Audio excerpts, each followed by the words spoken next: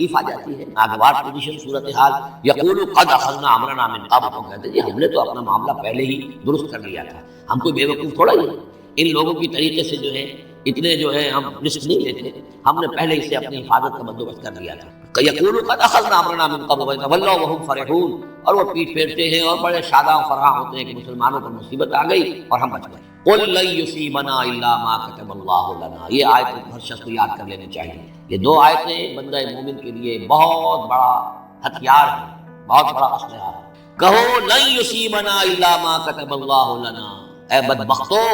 ہم پر کوئی مصیبت نہیں آ سکتی سوائے اس کے جو اللہ نے ہمارے لیے لکھا۔ ہوا مولانا، وہ ہمارا مولا ہے، اگر اس کی طرف سے تکلیف آ جائے، دوست کی طرف سے تکلیف آ جائے کہ ہر کے ساقی مارے خیل الطاف، میرا ساقی میرے پیالے میں جو بھی ڈال دے اس کا لطف کریں گے، تو اللہ کی طرف سے جو آئے سرے تسلیم خم لے جو مزاج یاد ہے، نہ شبد نصیب دشمن کے شبد ہلاک تیغت، سرے دوستاں سلامت کے تو خنجر آزما۔ اہل ایمان کا تو معاملہ یہ ہونا چاہیے، قل لن یصیبنا الا ما کتب اللہ لنا، ہوا مولانا، وہ ہمارا مولا ہے، اس کے اذن کے بغیر پتہ تک نہیں ہل سکتا، تو ہمیں ڈر کس کا ہو؟ وعلی اللہ فلیتوکل، اور اللہ ہی پر توکل کرنا چاہیے۔ اہل قل هل تربصون بنا الا احدى الحسنيين، ان سے کہو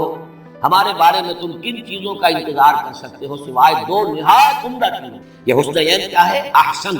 احسن افعل تفضیل ہوا، اس سے مؤنث بنا حسنا، حسنا کا تثنیہ بنا تو حسنین، دو نہایت احسن صورتوں کے سوا ہمارے لیے تیسری ہے ہی نہیں۔ کیا مطلب؟ ہم سب اللہ کی راہ میں شہید ہو جائیں، احسن، ہم کامیاب ہو کر آ جائیں، تیسری کیا بات ہے؟ تو ہمارے تو خیر ہی خیر ہے، ڈراتے ہم کس نے؟ قل هل تربصون بنا، یہ تم ڈرا رہے ہو ہمیں اور جو کہہ رہے ہو ہمیں کس چیز کا خوف؟ ہمارے لیے دو انجام ہو سکتے ہیں ممکن ہے، اور دونوں ہمارے نزدیک نہایت احسن ہیں۔ اللہ کی راہ میں شہادت مل جائے، شہادت مطلوب و مقصود مومن نمال غنیمت کی شے، جو حق کی خاطر جیتے ہیں، مرنے سے کہیں ڈرتے ہیں دیگر، جب وقت شہادت آتا ہے دل سینوں میں رقصاں ہوتے ہیں۔ اور اگر ہم کامیاب ہو کر آ گئے تو تم بھی کہو گے کہ بھائی تو بڑی کامیابی، ہمارے لیے تو کامیابی کامیابی ہے۔ قل هل تربصون بنا الا احدى الحسنيين ونحن نتربص بكم، اور ہم منتظر ہیں تمہارے بارے میں ان یصیبکم اللہ بعذاب من عنده، کہ اے منافقو اللہ تم پر کوئی عذاب اپنے خاص اپنے پاس سے نازل کرے، اور بایدینا، یا کوئی وقت آ جائے کہ ہمیں اجازت دے دی جائے کہ ہم تمہاری گردنیں کاٹیں، جیسے کہ اعلان عام کفار کے بارے میں ہو سکتا ہے کہ ایسا ہو۔ فتربصوا انا معکم متربصون، تو کرو انتظار، ہم بھی تمہارے ساتھ انتظار کر رہے ہیں۔ قل انفقوا طوعا وكرها، اب یہ ایک اور بات ہوتی ہے جی میں جا تو نہیں سکتا، یہ چندہ حاضر ہے، کچھ پیسے جو ہے میں لے آیا ہوں ساز و سامان، لیکن مجھے آپ ضبط کر دیں، یہ چندہ قبول کر لیں۔ قل انفقوا طوعا وكرها، کہہ دیجئے ان سے کہ چاہے خرچ کرو خوشی سے اور چاہے مجبوری سے، لن يتقبل منکم، یہ تم سے قبول نہیں کیا جائے گا، انکم کنتم قوما فاسقین، اس لیے کہ تم نافرمان لوگ ہو۔ اس وقت جو ہے پیسہ بدل نہیں ہوگا، اس وقت تو جانا ہے، فرض عین ہے، نفیر عام ہے، اس وقت جو ہے یہ پیسہ اس کی جگہ پر کام نہیں کرتا۔ وما منعهم ان تقبل منهم نفقاتهم، اور نہیں محروم کیا انہیں اس بات سے کہ ان کے نفقات، ان کے خرچہ جو اللہ کی راہ میں چندہ دے رہے تھے ان کو قبول کیا جاتا، الا انهم كفروا بالله ورسوله، اس لیے مگر اس بات میں کہ انہوں نے کفر کیا ہے اللہ کے ساتھ اور اس کے رسول کے ساتھ۔ ولا ياتون الصلاة الا وهم كسالى، اور وہ نماز کے لیے نہیں آتے مگر بہت ہی کسل مند۔ ولا ينفقون الا وهم كارهون، اور جو یہ خرچ بھی کرتے ہیں تو کراہت کے ساتھ کرتے ہیں، مجبوراً کرتے ہیں، وہ تو جان بچانے کے لیے خرچ کرنے کے لیے آمادہ ہو گئے ہیں، ورنہ انہیں مال جو ہے بڑا پیارا ہے۔ فلا تعجبك اموالهم ولا اولادهم، تو اے نبی اور اے مسلمانوں تمہیں ان کے مال اور ان کی اولاد ان سے دھوکہ نہ کھاؤ،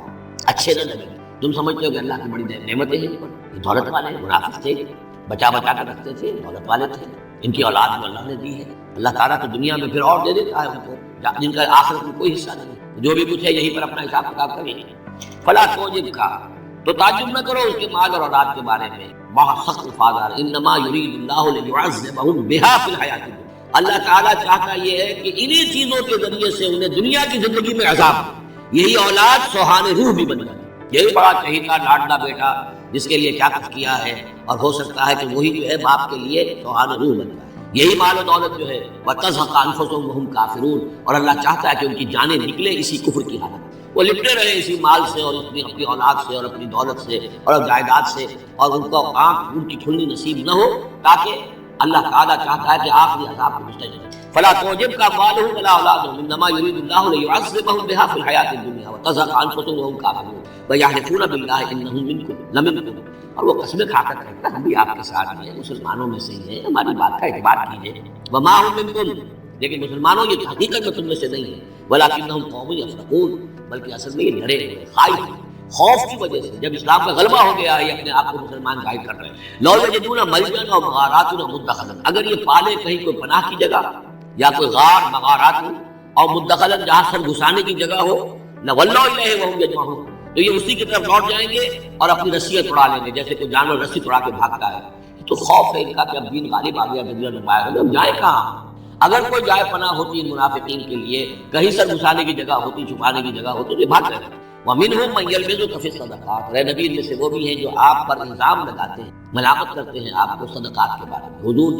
جب زکوٰۃ کا مال آتا تھا تو آپ تقسیم کرتے تھے، ظاہر بات ہے کہ لوگ ہیں کھڑے ہیں، کسی کو کچھ زیادہ ہو گیا، کسی وقت کسی کو آپ نے سمجھا کہ زیادہ بچتے تو زیادہ دے دیا۔ تو ایک منافق تھا،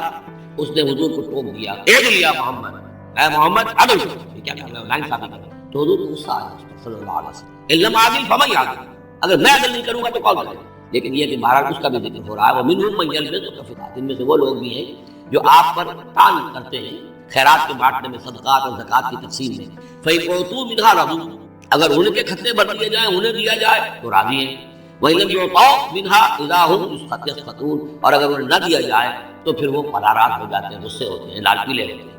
وَلَوْ أَنَّهُمْ رَضُوا مَا آتَاهُمُ اللَّهُ وَرَسُولُهُ، اور اگر وہ راضی رہتے اس پر جو دیا انہیں اللہ نے اور اس کے رسول نے، وَقَالُوا حَسْبُنَا اللَّهُ، اور کہتے ہیں اللہ ہمارے لیے کافی ہے، سَيُؤْتِينَا اللَّهُ مِن فَضْلِهِ وَرَسُولُهُ، ان قریب پھر بھی بعد میں بھی اللہ تعالیٰ اور اس کے رسول ہمیں اپنے فضل سے نوازتے رہیں گے۔ اِنَّا إِلَى اللَّهِ رَاغِبُونَ، ہم اللہ کی طرف رغبت کرنے والے ہیں۔ اگر یہ کہتے کاش کہتے تو کتنا اچھا ہوتا۔ اب یہاں صدقات کی مدیں بیان کر دی ہیں، جو زکوٰۃ کی یہی آیت ہے، مشہور آیت کہ صدقات جو زکوٰۃ کی جو مدیں ہیں وہ کون کون سی؟ انما الصدقات، زکوٰۃ جو ہے سب سے پہلے للفقراء، مفلسوں کے لیے، والمساکین، محتاجوں کے لیے، والعاملین علیہ، اور جو بھی زکوٰۃ کا بندوبست کریں گے، زکوٰۃ جمع کریں گے، تحصیلدار ہوں گے، زکوٰۃ کا حساب کتاب رکھیں گے، زکوٰۃ تقسیم کریں گے، وہ اس کے عاملین علیہ ہیں، ان کی تنخواہیں اس میں سے دی جائیں گی۔ والمؤلفۃ قلوبہم، اور تالیف قلب کے، کچھ لوگ ہوتے تھے جب تک ایک تحریک اور دعوت چل رہی ہے، بعض لوگ ہوتے ہیں معاشرے کے اندر صاحب حیثیت ہوتے ہیں، انہیں کچھ دے دلا دیا جائے تو ان کی مخالفت کم ہو جاتی ہے، ساتھی نہ بنے، کم سے کم یہ کہ ان کا مخالف